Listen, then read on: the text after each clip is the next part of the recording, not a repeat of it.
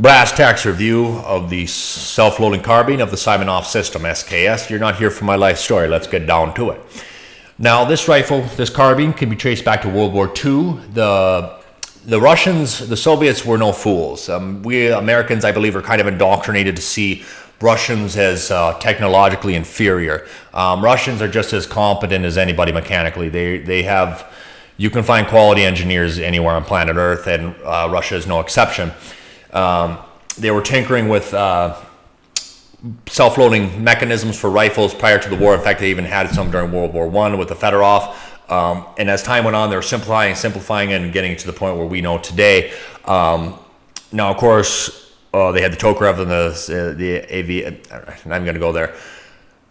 They were working with different designs. Operation Barbarossa in the summer of 1941. Russians being pragmatic, shelf all that. Well, they had some going, but mainly production goes towards the tried and true Mosin Nagant. 1943, the Soviets discover the Sturmgewehr with the 8mm Kurz cartridge with that intermediate cartridge, and they realize they're behind the times. The M43, the 7.62x39, is very quickly rushed into production. And the PTRS, the Simonoff rifle, which, well, it's an anti-material rifle chambered in a massive 14.5 millimeter anti-armor cartridge, is scaled down. You can watch Gun Jesuses or Forgotten Weapons comparing the SKS with the PTRS, and there's no question it was really scaled down. But the important takeaway is that the SKS was rushed into production. It was not a protracted, well thought out, from the ground up design. It was never intended to be the permanent standard firearm of the Soviet Union, because after the war, obviously the AK comes along, and you can argue easily that the AK is superior, mainly with its detachable mags and more straight line construction. And the SKS was used primarily as a supplement to the rifle. The AK was seen as a supplement to the submachine guns. And eventually, the Soviet Union and all of its allies and satellites switched by the 1960s. Everybody was pretty well on the AK bandwagon. And it's easy to look back in hindsight and think, what the hell were they thinking using this weird, stripper-fed cartridge with its slightly more complicated system than the AK, arguably a little more complicated system with its stripper clips, but still using the intermediate cartridge. The SKS was a stopgap, okay? The AK-47 was from the ground up designed to be the next thing. This was rushed into production with the alarming, once it became conscious of the Sturmgewehr and its intermediate cartridge. So again, that's why this thing was kind of its funky history, this weird gap between full-size rifles and the AK. It was a Band-Aid. It was never meant to be a permanent stitch. Now, mine in particular is a Chinese model, paratrooper. It's got the shorter barrel, which I think is preferable. I don't want that extra 4 inches of barrel with this shorter cartridge with the faster burning power. This thing is really handy. I think it was designed from the ground up to be with the shorter barrel. Judging from the bayonet lug, maybe not. It was, but that with that shorter barrel, it's really nice. This paratrooper model. It's got the Chinese ones have a true chrome line bore. Chromium is your friend, that electro-bladed bore. Chromium is very resistant to corrosion. You can buy them surplus rifles, and you can't get, like, you got a Mosin Nagant, I'm sure most of you guys do, you can't get that bore clean. It's rusted, it's shot, it's shit, and there's a damn thing you can do about it. Chromium prevents that. This thing is still shiny inside there, and God knows the history behind this rifle. The Yugoslavians weren't electro-plated. These Chinese ones are, unlike most Chinese stuff, the Chinese models are actually preferable, at least to the Yugoslavian ones. I had a scope rail professionally put on with this Vortex Surefire red dot, and then these Archangel mags are very pleasant with that duck bill. Kind of goes in there and fills out that thing, so you don't have to bring it to a machinist and have it converted to AK mags. I mean, it's kind of a pain in the ass having that sticking out of your mag pouches in your chest rig, but you got to take the good with the bad. Oversized pistol grip, because Russians, like here in Minnesota, they have serious winters and get it way down to 40 below. They're not screwing around there.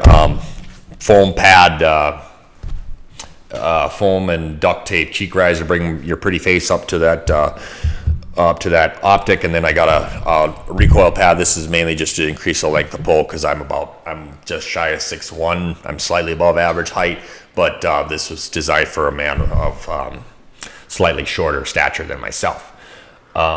Little man syndrome is real. So that's the brief history, my Space Cadet history. I'm sure I left some things out. Fight me in the comments section. I don't read them, but have at her. So we picked this thing up, and it's very handy. It's very handy, and it's with this scope and my ghetto cheek riser, everything kind of, and it recoil is very pleasant with that short stroke system. Short stroke gas operation. Again, I'm probably insulting the intelligence of a lot of you gun fanciers. Short stroke means that when that gas hits that piston, it only gives enough oomph to drive that bolt back, right? Whereas a long stroke exerts pressure for the full stroke of the piston, so it's still being exerted when it reaches the back dead center of the stroke of that piston. So in theory, the short stroke should have a lighter recoil, and that's why all of your modern rifles are really kind of short stroke gas piston really is the way to go. But this thing is very pleasant to shoot. Trigger it's a military trigger, but it's bad. Accuracy is an atrocity. It's bad, like bad. Like even a lead sled, it's not very good, but you can hit, like I can hit a 4 by 2 foot dinger 100 yards, and that's about all it's good for. You ain't going to be hitting clay pigeons off a bench at 200 yards. That's my standard for an accurate rifle. I don't like the whole, is it 1.5 or 1.75 MOA? That don't mean shit. You have good days, you have bad days. If I can consistently hit clay pigeons at 200 yards by my standards, that's an accurate rifle. This is not an accurate carbine. This thing is not designed for that with this. Well, you're not stupid. You know what I'm getting at. And on top of that, this thing has never jammed on me. This thing has never jammed. I'm going to say it again because it's a big deal. This thing has never jammed on me. Did you get that? Do you understand? All my other self-loading mechanisms have jammed except this one. Ball bat reliability, I lubricate it with just regular old grease because all the gas stays up here, so I just give a little bit of grease to your points of contact, the parts that like to rub, and this thing just spits lead. Bottom line, do I recommend getting an SKS? Yes, I do. Especially with the rise of ammunition, you get them stripper clips. You really appreciate every shot more. I don't shit it's the fans, whatever your fantasy is for whatever you want your guns for. I don't recommend it for that, but pragmatically, I do recommend an SKS because yes, it is 50 cents a round now for some 6.2 by 39. But when you get one of these with the fixed mag and then 10 round strip clips, you really appreciate every shot. I have more fun with the lever action 30-30 than I do any of my tactical rifles. So I do recommend this thing. It is a lot of fun. It's very pleasant to shoot. Accuracy is an atrocity, but I really like the SKS. Anybody who's an SKS will tell you they're really, really fun to shoot. It's really hard to beat an SKS for just the joys of plink and steel. So there's a little history. My 2 cents, that ain't worth a bucket of piss. Now it's time for an incompetent disassembly. You won't be impressed. Okay, now disassembly. Move the magazine, send the bolt home, take down lever right there, move the dust cover, take your Piggly Wiggly tail out. It's a bit of a pain in the ass with that dust cover, but you can do it. Tilting bolt mechanism. Basically, bolt comes back, bolt goes forward. Basically, this is your locking right here. This is your locking and unlocking, and this back here is actually when it comes into full battery. From my understanding, this is where the bolt actually locks. I'm not going to claim to be an expert, but very remarkably reliable system. I don't know if it requires more or less machine than the rotating bolt of the AK, but I'm not a complete expert. But there's your bolt and bolt carrier. Now to take the gas system out, you release or take the gas rod. Right there is going to be your, and then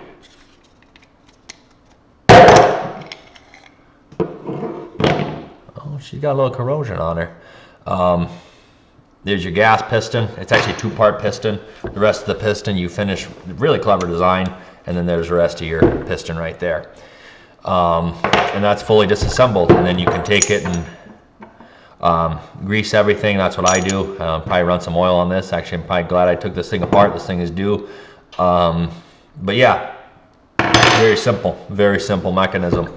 Kind of weird with this two-part gas system. I think the AK kind of simplified it and didn't quite require as much machining in the bolt, but it truly is a very nice, very reliable system, very good system, very good mechanism.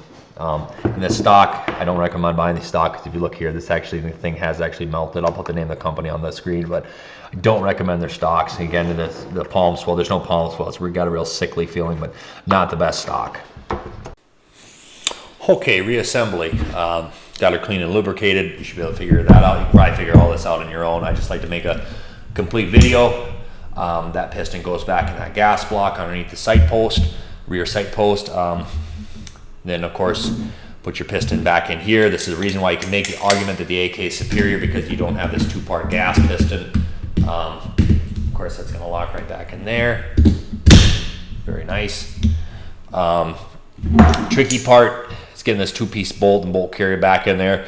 Normally this isn't much trouble, but with that scope mount, it's a real pain in the ass. I'm going to cut out the video because it's going to be just painful to watch. Okay, so fish the bolt and bolt carrier back together. Your main spring and your guide rod go back together. Squiggly in goes in first. And you put that spring right between the gap there. You'll be able to figure all this out. I'm just doing this because I like a complete video. And then put your dust cover back in.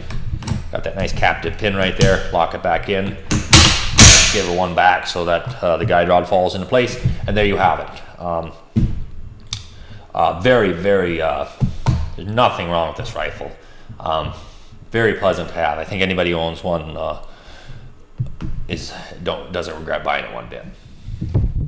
Okay, so duckbill mag, rocks right in there. Now with these mags, you have to have the bolt locked back for them to go in there. Even if you don't have a full stack, the way the rails, you have to have the bolt open to get it to get the mag in there. If you use these aftermarket mags, these aftermarket Archangel detachable mags. Send the bolt home, disengage the safety, see how she shoots.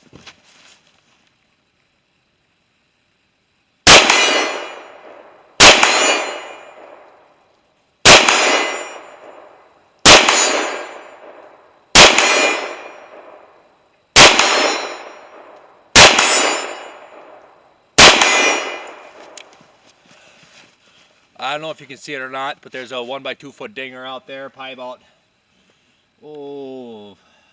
45, 50 yards. No trouble hitting it. If you couldn't hit that, it'd be really fucking worthless. But yeah, she shoots. Very pleasant recoil. Really, that short stroke pistol with an intermediate cartridge in this conventional rifle layout.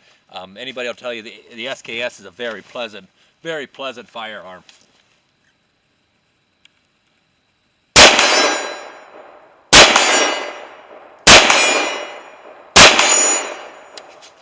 Love it.